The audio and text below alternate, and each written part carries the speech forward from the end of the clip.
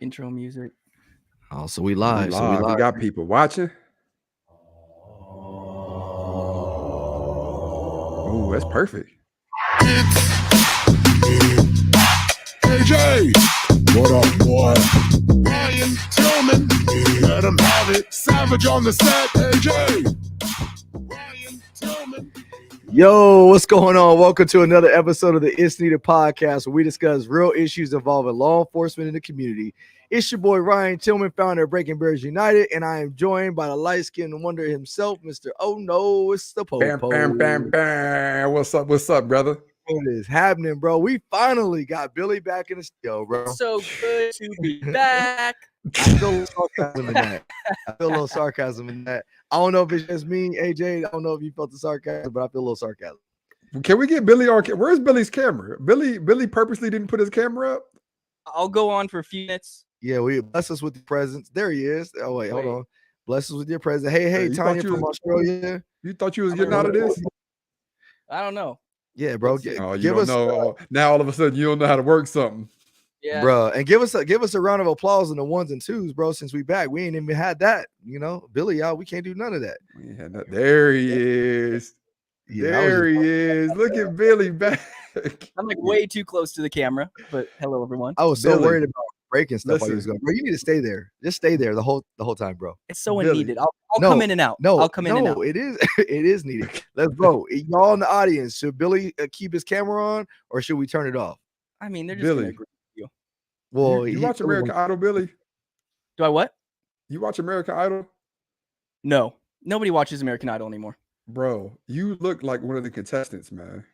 He showed me. I saw you guys put that up. I don't see it. Bro, you look just like this guy. What's his name? Hey, they're saying, you look just like him. They want us to keep you on, bro. They want us to. Yeah. They are saying keep him on. Kind of like the other view. You guys mind if I changed it? Well, I don't mind. I mean, you can kind of see my Rose's shirt a little bit better, but it's all good. Oh, okay.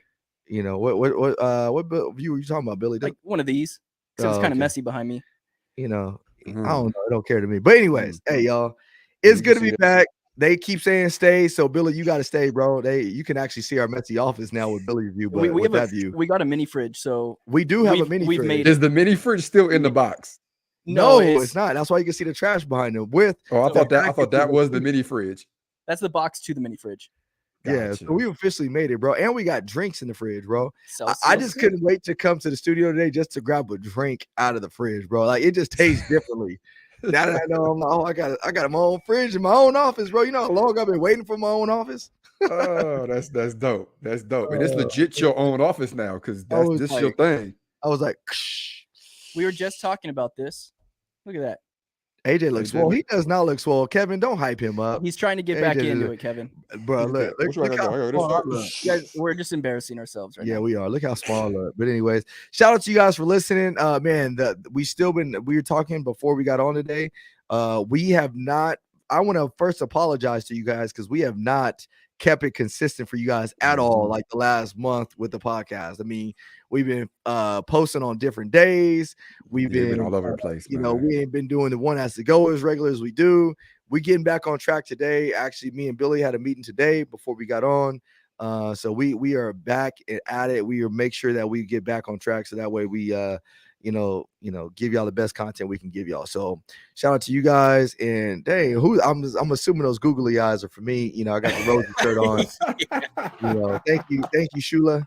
I appreciate Billy get on camera one time, all of a sudden it's hard eyes all on the camera.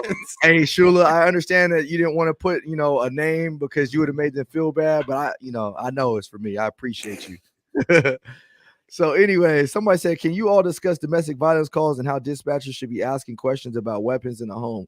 Yeah, we can actually talk about that here in a second. We'll get to that. There's also something else I wanted to get to today.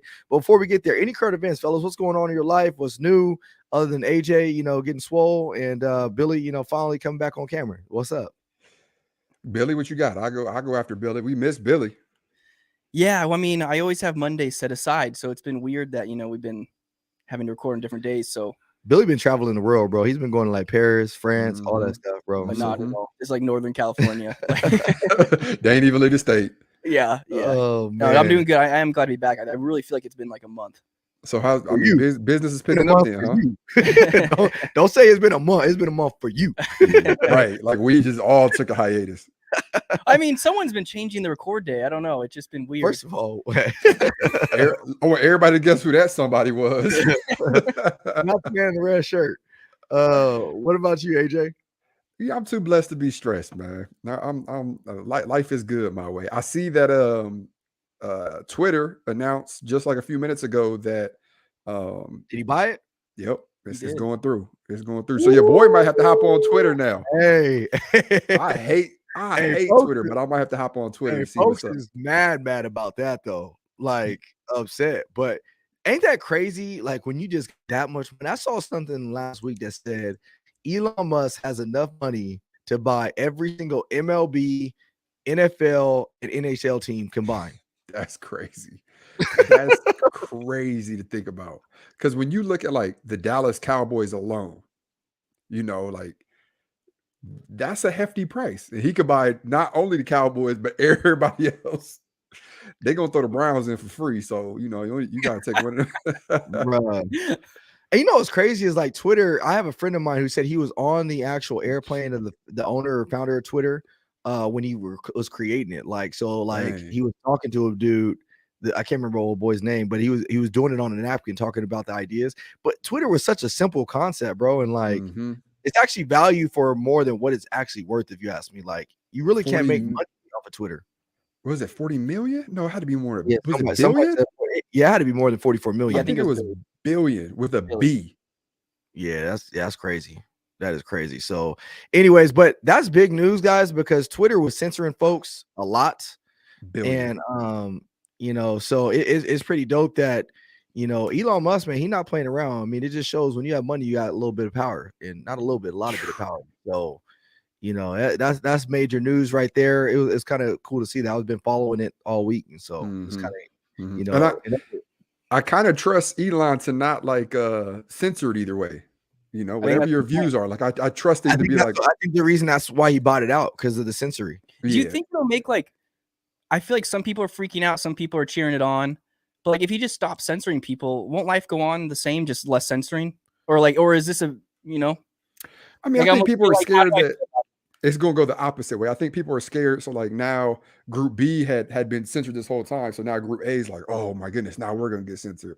You know when people are really going to lose their mind? When Trump reactivate that account. I just saw. I only read the headline, but it said he's not going to. I don't know how true that is, but come on, bro. What? He likes to talk. It's gonna be an account. Fronald Frumper. Yeah.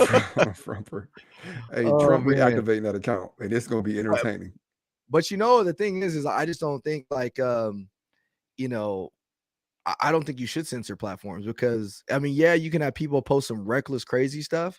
But when you censor one thing, I mean, it kind of opens the door for you to censor whatever the heck you want to do if it's not in line with what you agree with or what your values are. Right. Well, I think one of the big things was like the Hunter Biden laptop. Like they were censoring that, and it ended up being true. So like people are saying like actual news you're censoring, which gets kind of odd.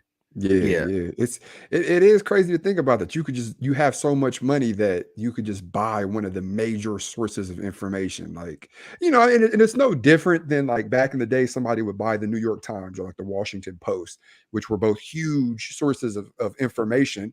And then they would kind of sway or edit the information and how they conveyed it, put different information out there or whatnot. So it's been happening for a while, but the reach that we have now, and the timeliness in which that information could get pumped out is scary. But it's kind of cool that we're talking about this because it brings up a question that I thought to myself maybe not even an hour ago. And before I say the question, I'll tell you why it brings it up is Elon Musk is making such an impact. Like not only in the electric car world, but now he's going into like social media and he's putting stuff in the spaceship, right? And he's got satellites that could give people like internet during like wars when like the internet shut down. Like that one person is making such an impact on so many different aspects of life, not just here, but worldwide. And it made me think, like, what is your impact going to be? And are you doing what you need to be doing in order to leave that impact?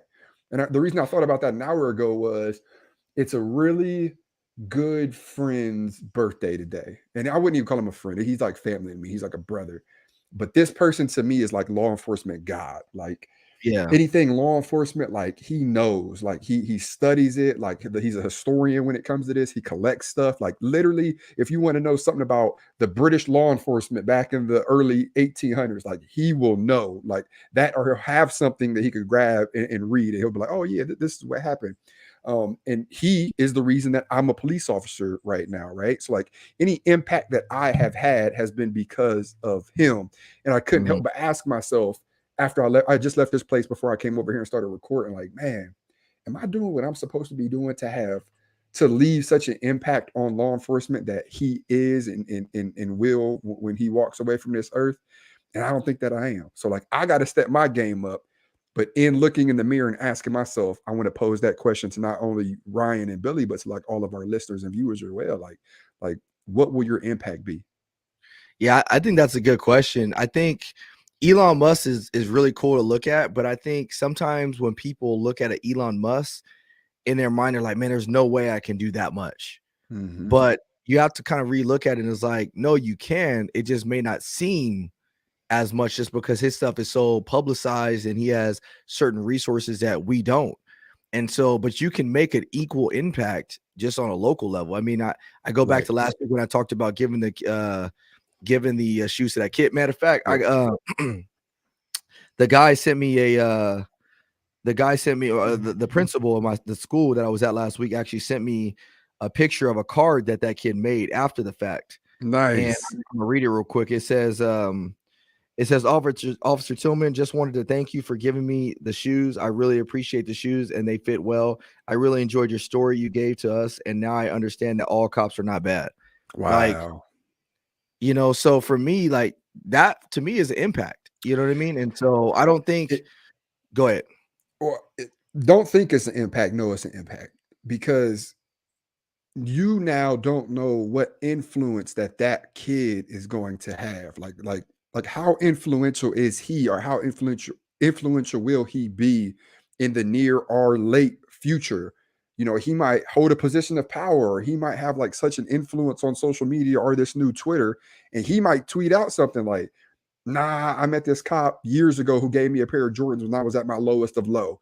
And how many minds and lives like will that one tweet change, or that one statement coming from him in this position of power or influence years from now? Like, you never know how far those dominoes are going to fall. Exactly. Exactly. What about you, Billy? I got nothing to add. Billy on camera all of a sudden, he like, yeah, I love it. So real quick, I want to touch on this topic real quick, the domestic violence, just because I was sent in by one of our listeners. They want us to ask kind of what goes into the domestic violence process when dispatchers are dispatching you to a call as such. And so my brief thing I'll add for that is what gets dispatched to officers is pretty much what comes in. Now, our dispatchers do a phenomenal job in trying to probe and ask additional questions anytime an emergency phone call comes in. Somebody's in a dispute with somebody. And so the person that's calling, they're just thinking about, or they're just giving them, what in their mind matters. Like, hey, somebody's hitting me. Like, I need help quick. But they don't have the ability to think about things that might concern the officer. So that's where our dispatchers come in and say, are there weapons in the house? What's your prior history? Has he done this before to you? Where are you at? Where are you located? Can you get to help? So they'll start asking questions like that. So that way they can give it to the officers. And when it's translated to the officers will, they'll say, hey, look, she's advising there's no additional weapons in the house, or she's unaware if there's any other weapons in the house. She's located upstairs. Then they'll give us other additional history about that residence, so we know if there's been prior calls for service that were very similar in nature. And so our dispatchers do a really, really phenomenal job to get us as much information as possible. However, they can only give us so much information, and there comes a point in time where officers need to arrive on scene and see what's really going on. Because AJ, I don't know about you, but how many times have you ever gone to a call for service and it was something completely different than what actually came out over the radio? Oh yeah, a lot. more times than I could ever count. I mean, and that's the thing. There's no such thing as like a routine run or like a routine traffic stop or anything like that. Like someone can call and give you every single detail that they know, and we could show up and we'll just be like, you missed the part where there was a giraffe in the backyard. Like you didn't think to tell me that it was 12 pit bulls out front that was going to bite me. So there's always the unknown. But the same person who posed that question a minute later said that she wanted to ask or wanted us to answer that question because there's so many officers being killed because of this.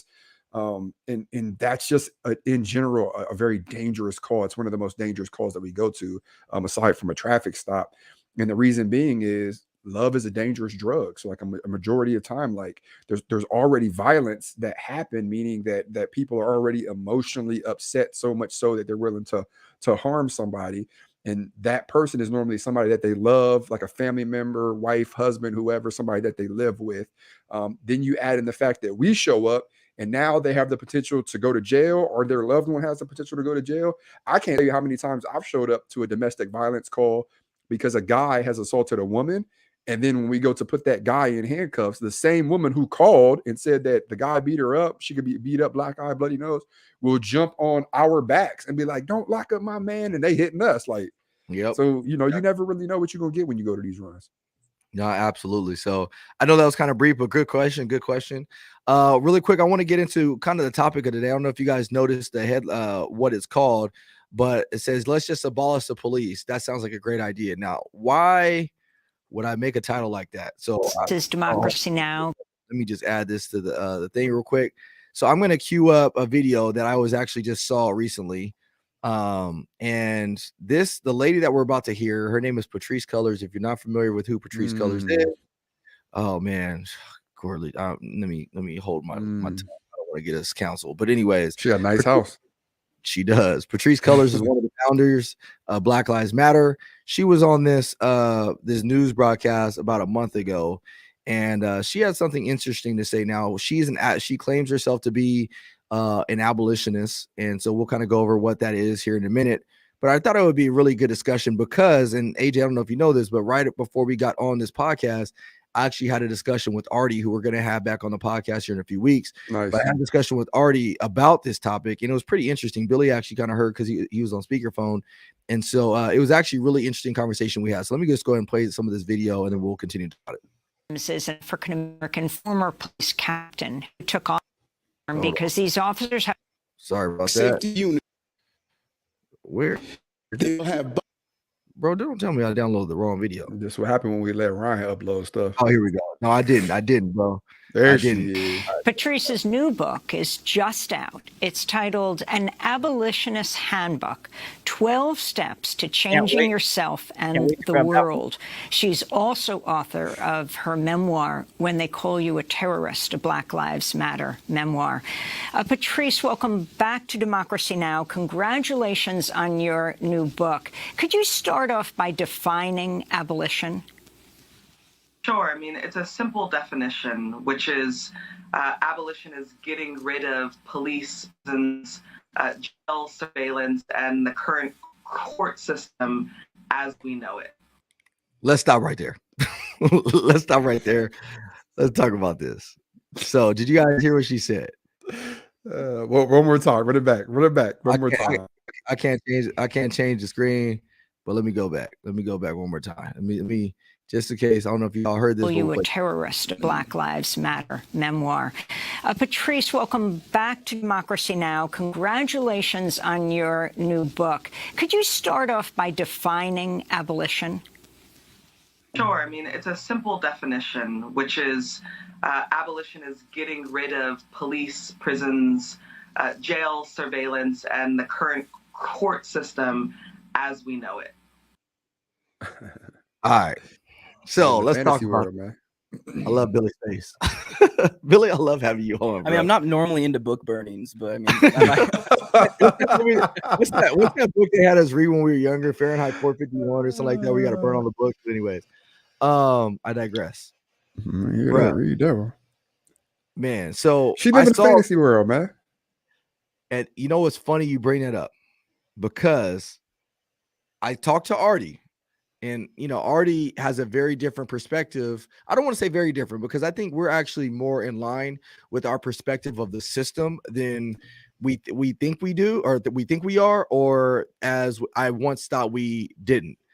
And in her world, and this is from Artie's words, she lives in this place where she has this idea of a utopia where people can go away, or we can get away from those systems that she expressed, and everything will be kosher if we go away from it.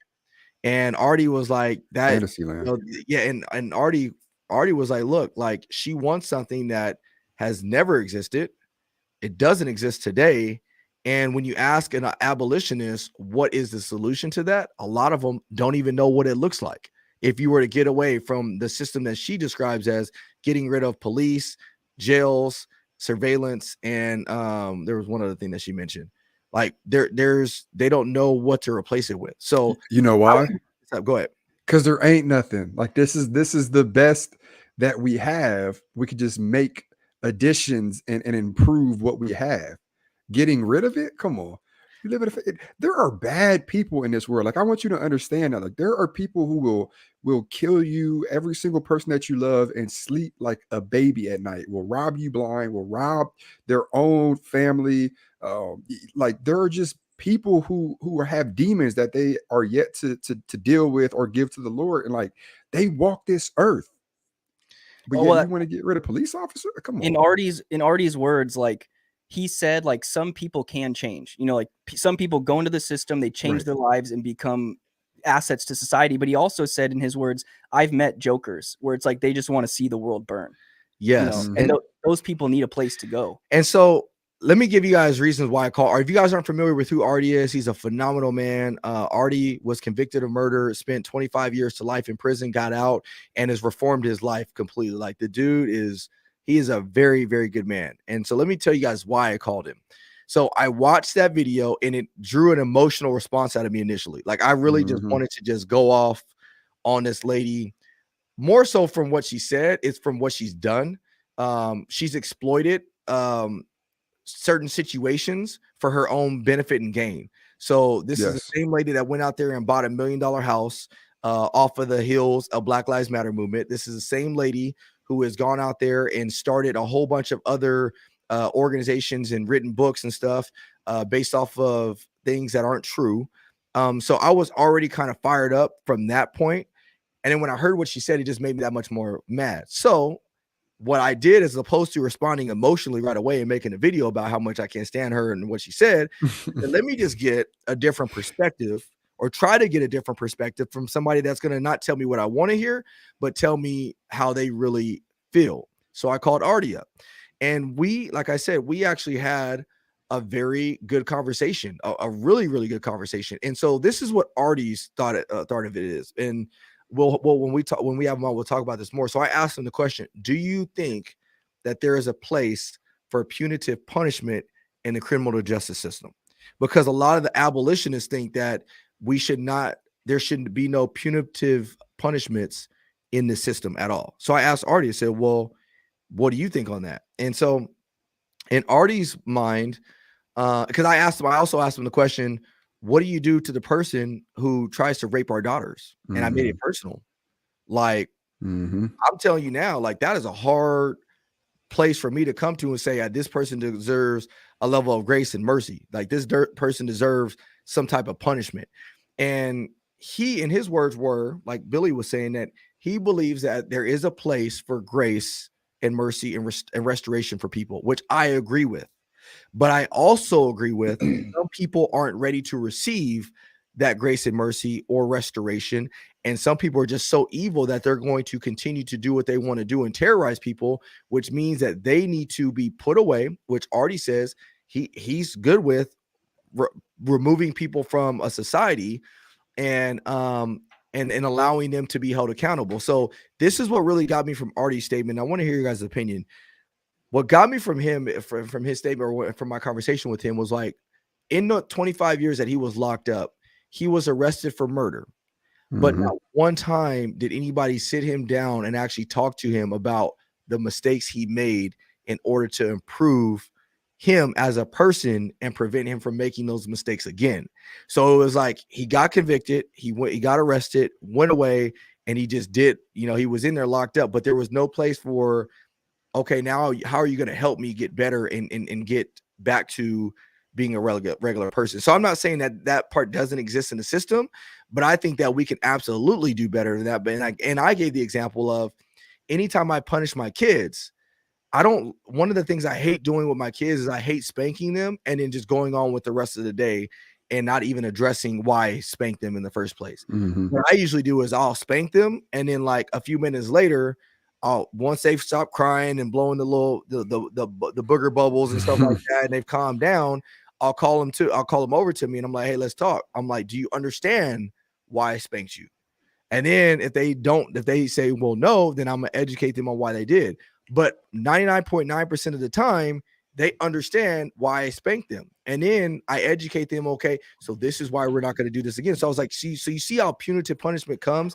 But he brought up the fact of there's also love, grace, and mercy behind that punishment as well, which lack in our current criminal justice system. So what's your guys' opinion on that? And because I think Patrice is completely off the mark. I mean, you want to offer up and say you want to live in this fantasy world, which it doesn't exist. And sadly, there's so many people that are continually being victimized by a lot of these dangerous people that you want to abolish police and this whole justice system to what extent? So that way people continue to be victimized. So go ahead. You could tell a lot behind what someone means just by their choice of words. So, I'll give you an example, right? So, like, I have a truck right now. Savage looking like a snack. Thank you, Brad. Are you Brad, Billy? Did you just put that on there? Did you change your name? He paid him for that. So, I have a truck, right? And say I wanted to upgrade my truck. I want to put a new engine in it, make it faster so I could haul this imaginary boat that I'm going to get one day, right? I wouldn't say I need to abolish my truck. I would say I need to upgrade my truck. I need to change my truck, right? Because I'm not getting rid of the truck that I have. It works, just not as well as I want it to. You could tell by my choice of words in describing that I don't want to get rid of my truck. I just want to make it better, right? I want to make it do what I want it to do, what I need it to do. I need it to haul this imaginary boat that I got. You could tell a lot by how people feel about police in general when they use words like, we need to abolish the police. And then when you have these conversations and the whole conversation is just changing the police. And it's like, well, if you really wanted to change law enforcement, or if you really wanted to change the profession as a whole, then those would be the words that you would say. Oh, we really need to upgrade, or we really need to do X, Y, and Z, or reimagine. But the fact that you say, I want to abolish the police, lets me know where your heart is you really just want to get rid of the police.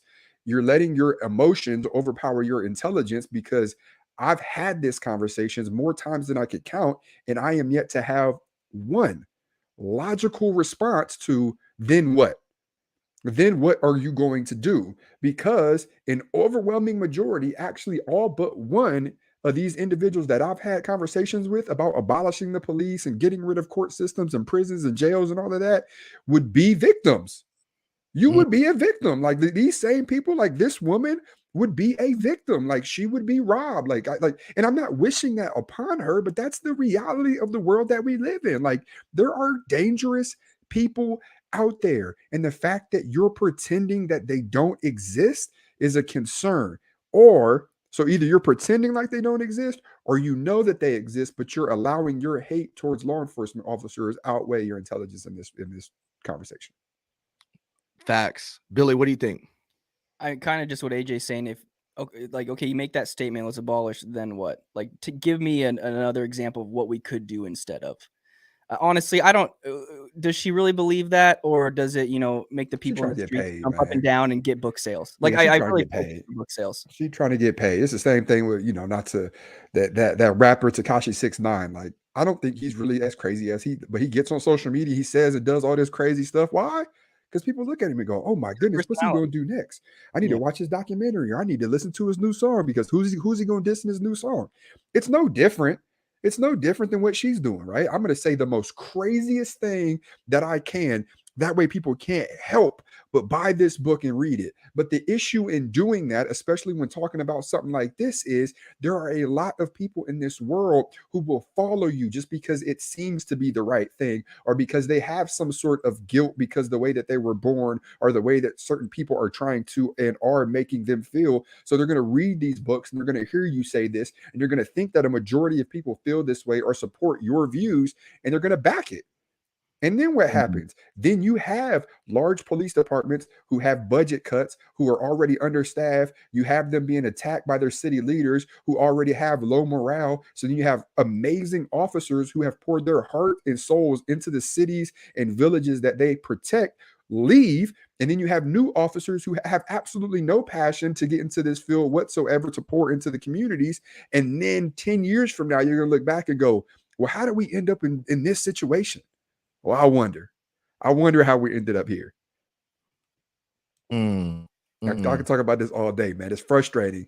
It is so frustrating to me, because the same people that certain people claim they care about are the same ones they're willing to hurt to get some dollars. And that's ultimately what it comes down to. You're willing to hop on your social media, post whatever video, say whatever you want to get the masses riled up, instead of using your logic and following your heart and going, this is a tough one, but I got to say this, or this is hard, I got to say this. And not to go back to this, I was just thinking about this earlier today. My punch was a prime example. Before I was involved in that incident in 2018, 19, I talked to so many social justice warriors, and I'm not talking about the local ones. I'm talking about national, world-renowned social pastors, reverends, like the ones you see on TV getting thousands of people behind them. Like, I talked to these people often, but as soon as I punched that guy, I didn't talk to them. You know why?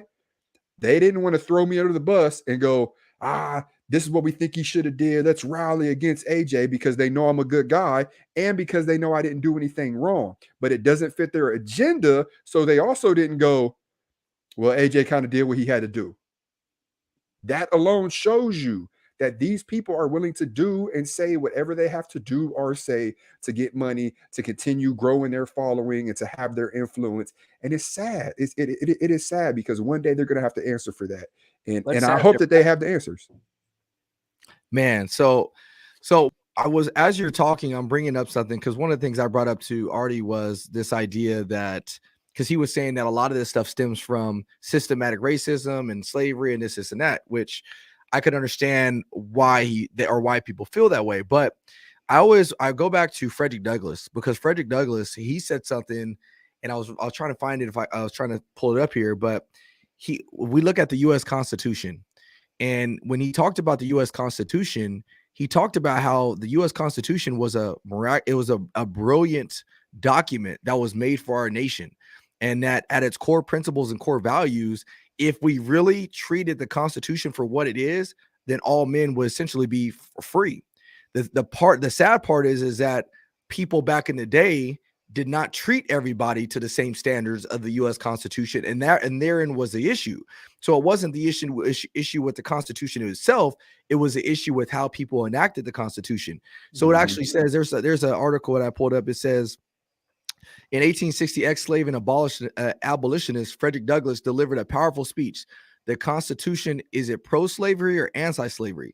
Douglass used the speech to criticize his fellow abolitionists, such as William Lloyd Garrison, who called the Constitution a covenant with death, and publicly burned the Constitution because he believed it is a pro-slavery document. This view is very common among many modern academics who discredit the founders for creating a fundamentally flawed constitutional system rooted upon slavery and extinguished through the efforts of uncompromising abolitionists. So then he further goes on to say, what then is the Constitution? I will tell you, it is no vague, indefinite, floating, unsubstantial, ideal something colored according to one's fancies, now a weasel, now a well, and now nothing. On the contrary, it is plainly written document, not in Hebrew or Greek, but in English. The American Constitution is a written instrument, full and complete in itself. No court in America, no Congress, no president can add a single word thereto or take a single word therefrom. It is a great national enactment done by the people and can be altered, amended, or added by the people. And I bring that up because Frederick Douglass was an abolitionist. Now, his idea of an abolitionist was a lot different of what a so-called abolitionist is today, because an abolitionist today is trying to get rid of law enforcement and all this other stuff. He was trying to abolish slavery back then, but he was criticizing his fellow abolitionists because they were in complete opposition to what the U.S. Constitution is about. But if you really read the U.S. Constitution for what it is, and if everybody was treated the same exact way as it's written, it's a really good document. So I brought that argument up to Artie as I said, if everyone was to be treated the exact same way based on the standards of the U.S. Constitution, would punitive punishment be something that's okay? And I think Artie can both agree on it from the standpoint of, yeah, because it's fair. You just one of those things where, like, hey, if I steal this, then this is what's going to happen. If I go do this, then this is what's going to happen. The problem is that some people get this, some people don't get that. Or that's what the problem has been in the past is this person does this, but that person never got that. Right. So if we can get to a place in society where we say, hey, look, based on what you've done, based on the crime that you've done, but also based on your prior history where you have no criminal history, you've never done this, you've never done that, this is how we're going to punish you. We will still try to get you back to point A to where you started, so where you're a good man. We'll try to restore you in that aspect, but there's still going to be punishment that comes along with it, as opposed to the person that has got out 4 times in the last month and now he goes out there and kills somebody or robbery. We're going to treat you a little differently based on what you've done. And so I think that's where we can start to repair our system without abolishing the system. Right. And you have people like this girl, Patrice Cullors, who's making a living going out there trying to say, oh, I'm going to abolish the police, because she knows a lot of people are going to get behind that because it just sounds great. Oh, let's get rid of the police. But if we really are honest with ourselves, the moment this whole defund the police movement started, it has done nothing but wrong. It's done nothing but bad stuff within our communities, and it's actually helped us. We've talked about defunding police. We've removed certain financials from certain police departments. We've lessened some criminal sentences. We've empowered people that are committing crimes to go out there and commit more crimes because they know nothing is going to be done. I had a conversation with somebody yesterday. I can't remember who it was, but it was my buddy who works in probation. And he said we had a certain person that literally told the officer in the police report when he was being arrested, man, I don't care what y'all do to me because I'm going to be back out tomorrow. This is happening day in, day out. Yeah. So when we reduce these things, when we start talking about getting rid of it and abolishing it, what is the answer? So my argument, if we had Patrice on this podcast right now, my question for her would be, okay, you want to get rid of police, you want to get rid of jails, you want to get rid of surveillance, what then is the solution? And almost every single abolitionist that I've heard can't offer a better solution. They make money off the idea of abolishment, but they can't offer a better alternative to what currently exists. Oh, 100%. 100%. And it's, like you said, man, they gonna say it for clicks and views, but the beauty of it is the pendulum is swinging back with force. Like, people are so vocal about supporting the police now, like major businesses, like major corporations. There is more money now being poured into police agencies than ever before in major cities for recruiting, retention, hiring, like budgets, raises, like whatever they could do to get police officers. So the pendulum is swinging back, and she is going to ride that wave until the wheels fall off, because unfortunately what happens, and I'm not saying that this is what happened in her case, is people lack identity, or they identify as things in which they shouldn't. Like your identity is you to the core. Like it is who you are. It's why you are the way that you are. It's your heart, it's your soul, it's your mind, it's your body. Like, that is your identity. So when you identify as something, you have to be careful in what you identify as. Like, for me, like, I identify as a follower in Jesus Christ. Like, that is the foundation on which I stand. That's where my morals set. That's why I am the way that I am, the way that I think that I do, the reason why I do things that I do. And when people don't have that identification, what they do is they search until they find something that gives them that sense of identification. I hate to use that word over and over again, but they find something until or they search, they find something, then people go, oh yeah, I like what they're doing. I like what they said. And then that becomes their identity. And then they just right into the wheels fall off. But that's not a happy life. Because No. what's going to happen when this pendulum swings all the way back and everyone's loving the police officer? We're talking immediately after 9/11, they're throwing us on their shoulders. These are the men and women that are protecting this country and keeping it going. You're going to be in your own little world where nobody believes what you believe because you latched onto something that you shouldn't have latched onto, that was never your true identity. And now you're in too deep.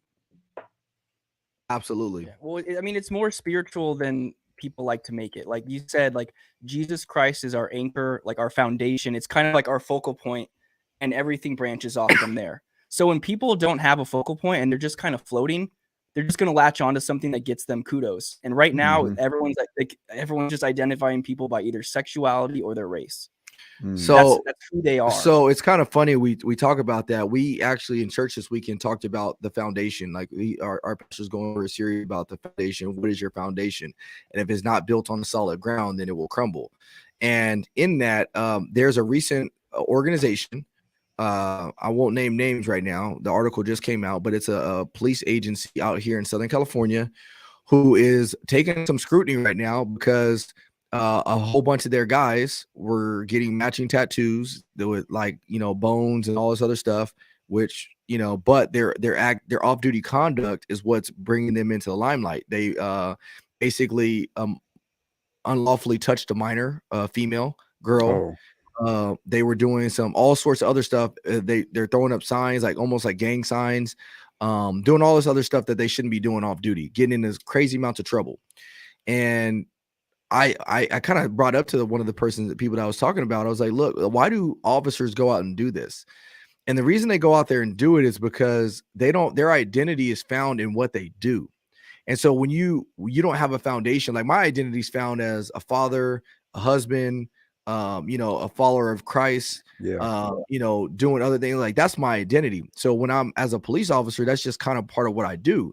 When you don't have anchors and when you don't have a solid foundation, it's easy to start getting into things that you shouldn't be doing, because now, like, oh man, let's start a club here, man, it'll be dope. And so what starts as something innocent could turn into something completely something that you didn't think you were going to be doing, because you have no anchor, you have no foundation, you have no ethical or moral compass. And then you start justifying why you're doing certain actions. Like you become that person that, this guy goes out and commits a crime. And so as an officer, you go and punch him because you're like, man, there's no reason he should be doing this. And so you punch that person, and it's not right that you punch him, but you justify your actions because of the crime that he's committed, almost like a vigilante. And so when you start doing things like that because you have no moral compass that points you back to, this is not who I am, this is just what I do. So going back to your point, AJ and Billy, is like the foundation. When we're rooted in Christ, it will point us in a direction of where you're doing things for the right reasons, as opposed to doing things because you're trying to appease the crowd. You're doing things because this is going to make my pocketbooks a little bit fatter, because people love hearing this talk about abolitionists of police. I don't know if you saw, AJ, but after last week's podcast, you start talking about that situation involving an 8-year-old boy before I had even seen it. So I went and saw it, and when I saw it, man, like, it at face value, it could look bad. You have officers yelling at the kid or whatever and put him in the back seat. But when I did the research behind it, the officers did nothing wrong. As a matter of fact, it was community policing 101 is what I said. Right. I was like, man, this is what we've been asking for. Or this is what people ask for. Like, look, get to know the community. Well, they got to know the community. They knew this kid well before this interaction. Well, hey, exhibit some type of spirit of the law as opposed to letter of the law. Well, these officers exhibited spirit of the law. They didn't even put the kid in handcuffs. Oh man, go ahead and get to know the family of these kids. Man, they knew exactly who the dad was. They took him straight back home to the dad. And then not only that, we want some community educators on what you guys do. They educated the kid about the consequences he makes, or the consequences for the mistakes he makes. They educated him. What more do you want from law enforcement? But when you have people like Sean King and DL Hughley, they see this video, and we talked about it before, they go out there because they know a large part of their following loves to get amped up and go on these runs where we just bash and police. for them it's more about clicks, for them it's more about views, for them it's more about pushing this false narrative than it is about actually restoration. And that's how Patrisse Cullors is like, if she was really committed to the cause, if she was really about, you know, helping black people, why are you not down to local police departments figuring out what can we do to make the situation better? Why are you not out there at the local community events alongside of the police saying, hey, look, what, you know, what other resources can we get you guys to help you with the training that you need so you guys don't make the same mistake twice? But you won't catch them stepping foot in a police department because it doesn't go along with their narrative. So that's the things that, those are the places that we have to get to if we really, really want to repair things. Two things. The first of which, I don't know how much of this is true or not, but someone sent me a video and I'm yet to watch it. But apparently that kid got arrested for stealing again. He did. I did a recap of that as well. He got arrested the day after, 2 days after, for robbing. He basically pushed the kid off his bike and then took his bike straight Debo style from Friday. Debo. So, you know, that's one thing. But the second thing is, imagine living in a community where you have a police officer, a white police officer. You live in a predominantly minority community. You have a white police officer. He's doing everything that everything you want a cop to be. Like, that is who this officer is. Like he stops by, he talks to you, he knows everybody in the neighborhood. He stops at the businesses. He's nice. He's friendly, right? There's a kid that just keeps stealing stuff, right? He's a problem child. Everyone's like, officer, you got to get this guy. The officer's like, I haven't been able to get him yet. Finally, the officer gets him, puts him in the back of the car, does everything that community wants that officer to do. But everyone outside the community starts coming after this officer's head. Like, can you imagine how that would make you feel? The community that you live in, right? Like the community where you lay your head at night, the community where your children go to school, where they play outside, where your friends and your family and your loved ones and your neighbors all live. Now you have people from outside of that area dictating how the people and police in that area. And what I'm starting to see more times than not is exactly that. Amazing police officers doing good police work that looks bad, being criticized and ridiculed and put all over social media and being demoralized and be called things that they're not. And that's making them stop being the person that they were. I shouldn't say stop being the person that they are, but stop policing the way that they were before, which ultimately affects who? The people in that community who more times than not love and appreciate that officer. Yep. We are trying to base our decisions off of a small percentage as opposed to the majority. And that is a dangerous place. It's like a lot of, I'm not going to get political, but I mean, think about politics. We man, it's crazy. We do some radical things to push certain narratives and agendas for a small population as opposed to listening to a majority. Yeah. We've gotten to this place in society where we want to please everybody. Like, we want everybody to be happy and gander, but it's impossible to please everybody. By nature, I'm a people pleaser. Like, that's just in my nature. But it took me to get to a place to realize that I'm not going to please everybody. And the faster I got to that place to realize that I'm not going to please everybody, I stopped living in so much stress. I stopped living in this place where I'm always out to please you, because I realized that I'm not going to be able to please everybody. Now, that doesn't mean that I'm out there and just acting like an a-hole to everybody. No, that's not who I am. But we live in this place where we try to please everybody and we can't. It's impossible. And so you actually have really good people out there who have well intentions, like really, really good intentions, but their intentions are misdirected because now they start making decisions based off of a small minority of people as opposed to the majority of people, only because the majority of people is silent on how they feel about certain things. A lot of times you have the minority that feels they have the loudest voice sometimes. And because we hear that, you have like, and I bring this up as an example when we talk about people that want to defund the police. Some of these people that say that stuff, they legitimately in their minds think that the police are really the issue or really the problems. And it's not because they're just bad people, like in their mind, because of everything they see on TV, on Instagram, on Facebook. They've conjured up this thought like, man, like the police are bad. Yeah, we need to defund them. Like, yeah, we need to do this and that. So in their mind, they really think the reality is like, man, police are terrible people, even though that person's not a bad person themselves. And so what I'm getting at is that we have to be able to realize that, look, not everything you see in here is accurate. not everything that you see on Facebook and Instagram is accurate. And that once you realize that, let me see the other side of it. Like when I called Artie and talked to him and see other people's perspective, figure out what's the best way to come to an educated conclusion as opposed to a conclusion that was based off of what you see on social media. I think you start doing more of that stuff, then you'll start to suppress the voices of like Patrice Cullors and Sean King and stuff like that. You start to take air out of their sails because now you're no longer subscribing to what they have. Like I don't see how people don't understand that. Like, look, like these people have thousands, hundreds of thousands of followers, and they only continue to push out what you want to hear. But what they do is because it's what you want to hear. Oh, the police are this, the police are that. The moment you start opening your eyes and be like, man, no, the police ain't like that, they're gonna start losing views because now they no longer have nothing to put out. You know what I mean? So I don't know, I was kind of rambling, but it's just kind of weird. And AJ is not looking swole. I'll put that up there. Nah, Billy, what's up, man? You've been sitting there the whole time in deep thought. That or you just don't want to move because you're on camera?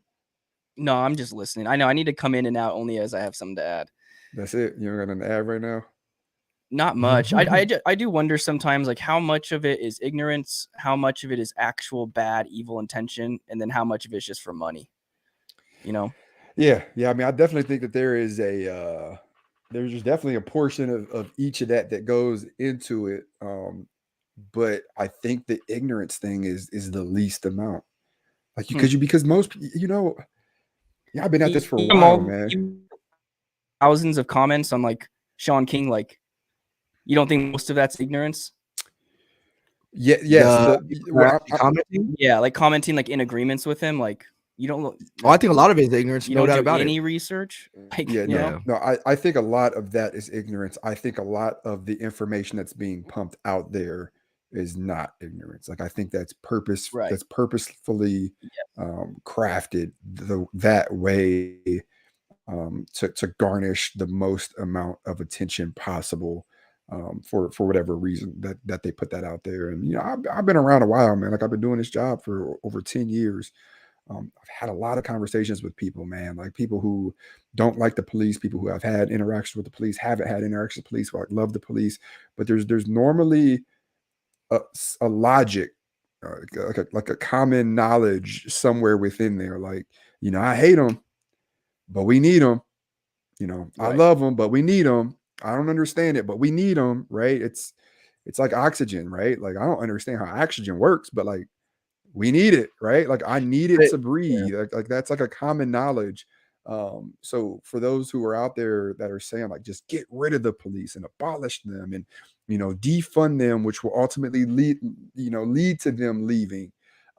Those comments are just they're not ignorant because I think they know exactly what they're doing and why they're saying what they're saying.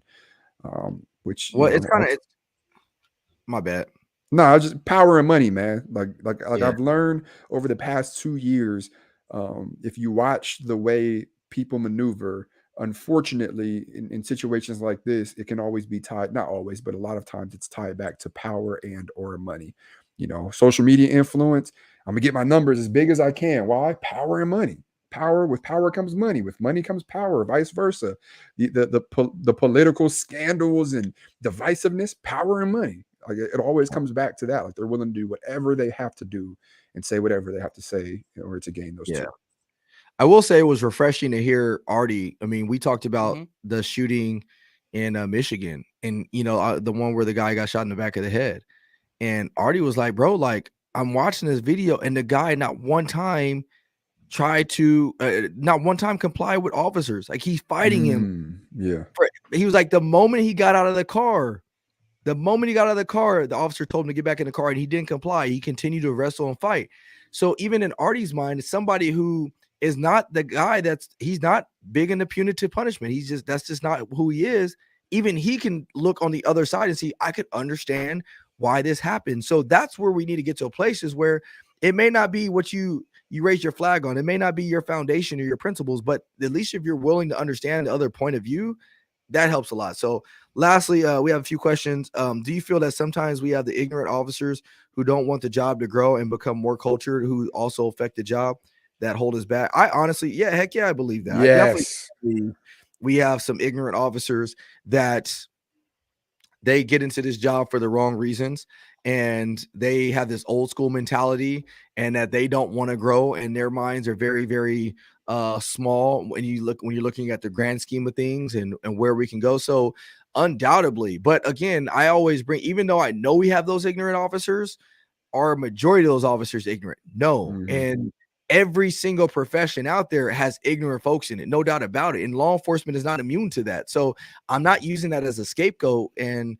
as a way to justify these ignorant officers' actions. I'm just saying that we have them, me, AJ, and a whole bunch of other people like us are trying to get rid of those ignorant officers, but there's no way to possibly get rid of them all, because at the end of the day, we're human beings, and human beings do some ignorant things. Yeah.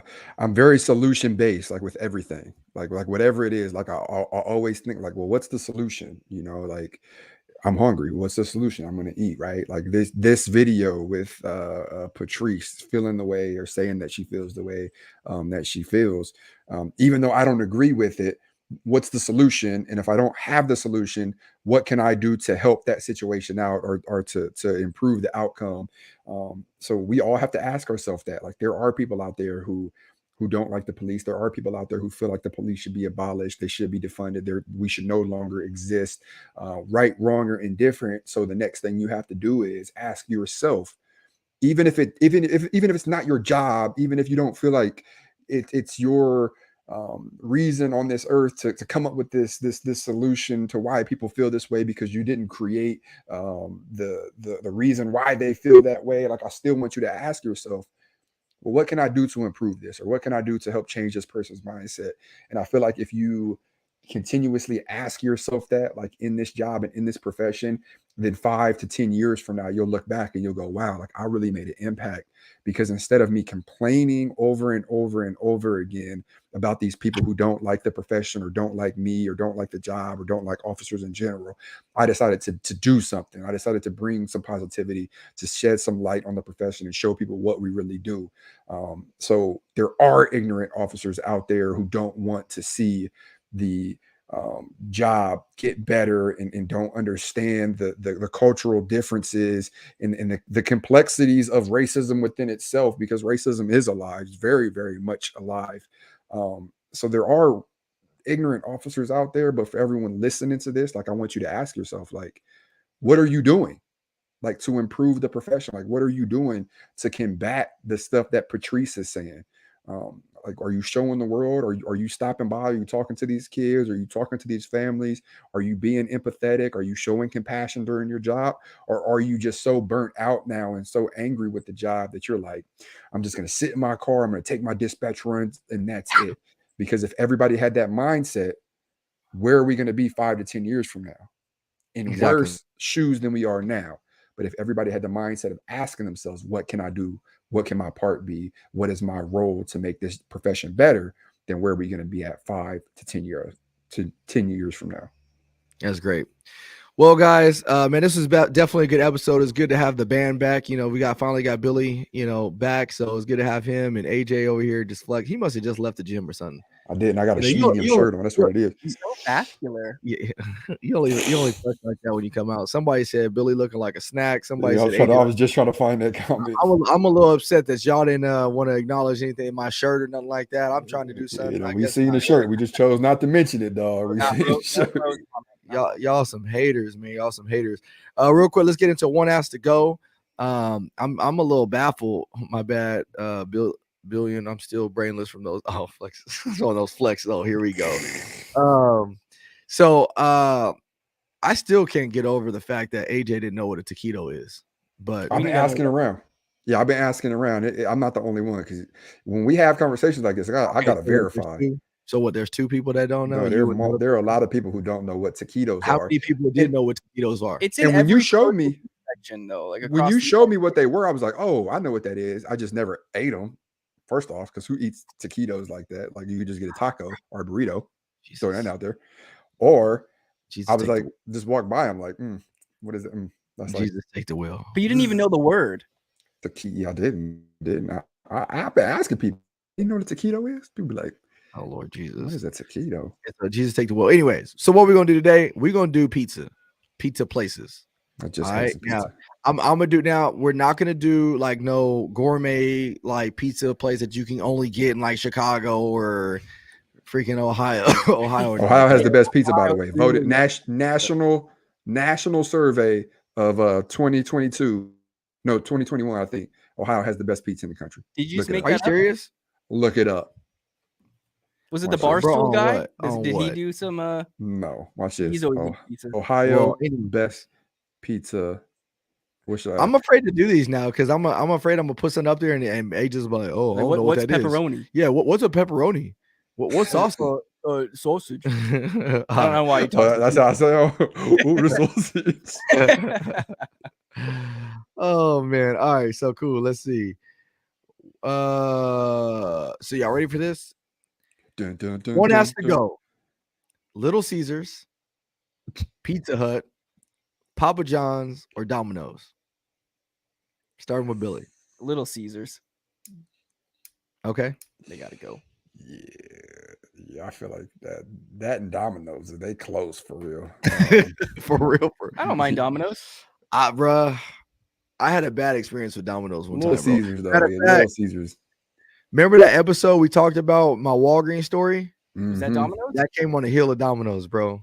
Oh wow. Oh yeah, all it Now, takes is I one don't- incident like that. You'd be like, I I'm never in there don't know again. if it was the Domino's itself, but I know it was the Domino's that set it off. It was them taquitos. That's what it was. Nah. Them taquitos. So because of that, I think I got to get rid of Domino's. Yeah, but Little Caesars has those like $5 hot and readies. If you buy a whole pizza for $5, what is that? It's not pizza. But Cardboard with Little some Caesars, cheese but and Little pepperoni Caesars on it. also got that crazy bread that's just fire though. Yeah, people. Somebody said Papa John's lacks salt. Papa John's is What? Papa John's is number one. You get the garlic salt. Yeah, Oh, Papa it's got- John's is a hard and number those one. little pepper things. Oh, they're Papa good. John's is And fire, Pizza bro. Hut is real good, and you especially get the little overseas. garlic sauce. You get the little garlic sauce for the crust. Ain't nobody doing. Yeah. doing that. Yeah. So yeah, and Papa Pizza Hut's John's. good. We all clear with Papa John's. Papa John's is staying. Yep. Pizza Hut is good, bro. The meat lovers Pizza is Hut, still yeah. unmatched. And if you go overseas, Pizza Huts are like gourmet restaurants. Really, Did Yep. not know. Yep. wow. Like go to South America and find a Pizza Hut. It's like a nice restaurant. You go down there, they got stuff on the menu like that's just not pizza. Yep. Wow. Someone said what Papa John's lacks sauce. Say, oh, you tripping. So what are you getting rid of, AJ? $5 holla gotta go. Oh, bro, really? $5, yeah, $5. And Domino's ain't no better. I mean, Have you had the crazy bread though? You said pizza. You didn't say crazy bread. But I'm saying that we got to get rid of the whole store. Yeah, can't it still keep- gotta go. Oh, you tripping? I never been like, oh, I want some crazy bread from Little Caesars. I'm I don't think telling you, anybody's ever said that. That crazy bread is fine. You must have had it. I went somewhere the other day. They didn't have the hot and readies, but man, that crazy bread, I had like 6. It's almost up there with Olive Garden's breadsticks. Easy. I think breadsticks in general are kind of overrated. What? Yeah. Okay, You ever had Billy. Cheddar Billy Bay would- biscuit though? Oh, from Red Lobster? Red Lobster, yeah. Oh yeah. Those are good.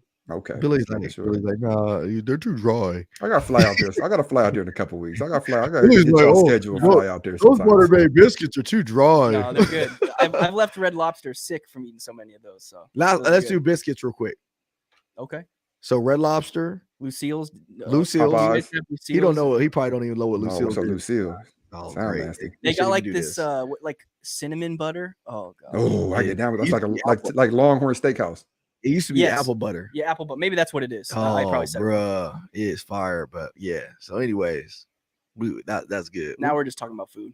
I know I'm hungry now. It's Fact. time to go get some dessert. Anyways, hey y'all, we appreciate y'all. We always appreciate you guys for sticking around with us. We got a lot in the works as always. More now than never. So we love you guys. Do us a favor. Please make sure you guys subscribe to this podcast. Hit the like button. Leave comments in there and tell us what you guys like. Tell us what you guys don't like. But with that, we'll see y'all next week. Peace. Peace. Tillman, let him have it. Savage on the set. What up, boy? Ryan Tillman, let him have it. Savage on the set. AJ.